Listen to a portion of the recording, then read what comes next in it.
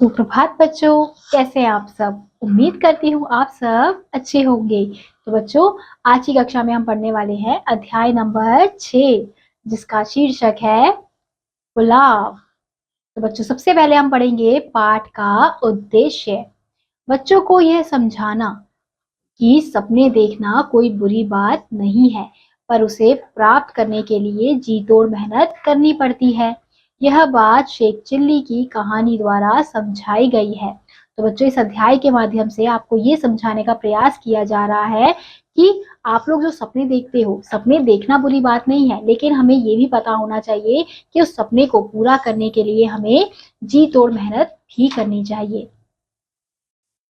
एक दिन शेख चिल्ली की अम्मी ने उससे कहा, बेटे, अब मैं बूढ़ी हो गई हूँ और इस बुढ़ापे में मुझसे काम नहीं होता। अब तुम कोई काम धंधा शुरू करो। शेख चिल्ली बोला, आप ठीक कहती हैं, मैं काम की तलाश में जाता हूँ। इतना कहकर शेख चिल्ली घर से निकल पड़ा। तो बच्चों, एक दिन की बात है, शेख चिल्ली की जो अम्मी होती है वो उसे कहती है कि बेटा, मैं बूढ़ी हो गई हूँ, अब तुम्हें कोई काम ढूंढ लेना चाहिए। तो शेख चिल्ली कहता है कि हाँ, आप ठीक कह रही हैं, अब मुझे कोई काम तलाश लेना चाहिए। तो वो काम की तलाश में निकल पड़ता है। शेख चिल्ली मस्ती में झूमता हुआ चला जा रहा था। रास्ते में एक व्यक्ति अंडों का टोकरा पकड़े परेशान हालत में खड़ा था। उसने शेख चिल्ली को देखते हुए कहा, ए भाई, इस टोकरे को मेरे घर तक पहुंचा दोगे तो मैं तुम्हें 2 अंडे दूंगा। तो शेख चिल्ली अपनी मस्ती से जा रहा था। तभी रास्ते में एक अंडे वाला होता है जो अंडे की टोकरी लेकर अपने घर जा रहा होता है। वो बहुत ज्यादा परेशान होता है। तो वो शेख चिल्ली को देखता है और उससे आवाज लगाता है कि ये जो अंडे हैं वो तुम मेरे घर तक पहुंचा दोगे तो मैं तुम्हें इसके बदले में 2 अंडे दूंगा। सिर्फ 2 अंडे? शेख चिल्ली बोला, हाँ, कम नहीं है। 2 अंडों से तो इंसान की तकदीर बदल सकती है। सेठ ने कहा। यह सुनते ही उसने अंडों का टोकरा सिर पर रखा और सेठ के पीछे पीछे चलने लगा। तो शेख चिल्ली क्या कहता है कि सिर्फ 2 अंडे मिलेंगे। तो वो व्यक्ति कहता है कि हाँ, तुम्हें नहीं पता कि 2 अंडों से तो इंसान की तकदीर बदल सकती है। फिर ये सेठ जब ऐसा कहता है तो शेख चिल्ली क्या करता है, वो अंडे की टोकरी अपने सर पर रख लेता है और सेठ के पीछे पीछे चलने लगता है। वह मन ही मन सोच रहा था, यह सेठ मुझे 2 अंडे देगा। इन 2 अंडों से 2 चूजे निकलेंगे। चूजे बड़े होंगे, एक मुर्गी और एक मुर्गा होगा।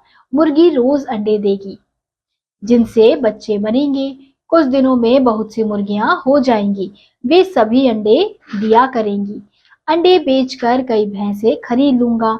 जल्द ही दूध बेचने का व्यवसाय शुरू हो जाएगा। लोग मुझसे दूध खरीदने आएंगे और मैं अमीर बन जाऊंगा। तो जब शेख चिल्ली को पता चलता है कि उसे 2 अंडे मिलने वाले हैं तो वो मन ही मन में सोचने लगता है कि ये जो सेठ है मुझे 2 अंडे देगा। इन 2 अंडों में से चूजे निकलेंगे, फिर वो चूजे बड़े होंगे, एक मुर्गा होगा, एक मुर्गी होगी। तो मुर्गी जो है वो अंडे देगी।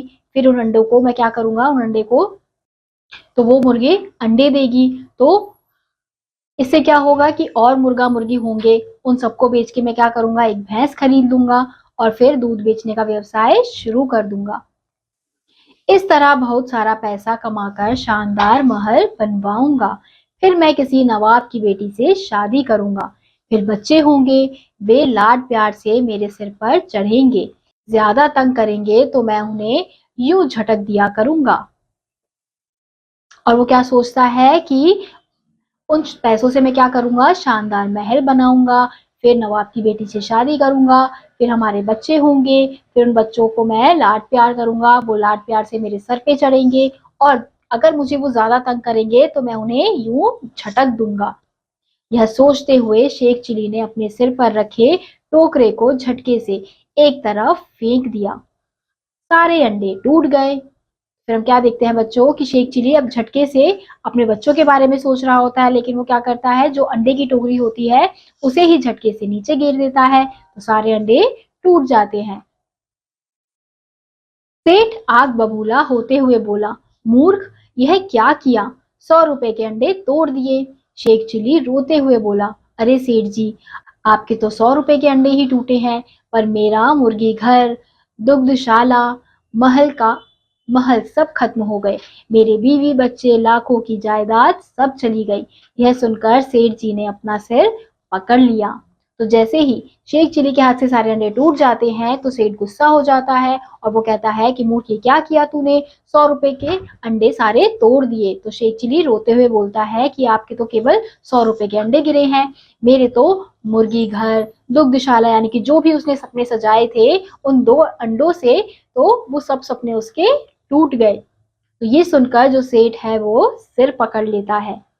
तो बच्चों, इस अध्याय के माध्यम से यही बताने का प्रयास किया गया है कि हम सपने तो बहुत देखते हैं, बहुत बड़े बड़े सपने देखते हैं, लेकिन उन सपनों को पूरा करने के लिए हमें क्या करने की जरूरत होती है, मेहनत करने की जरूरत होती है, तभी हमारे सपने पूरे होते हैं।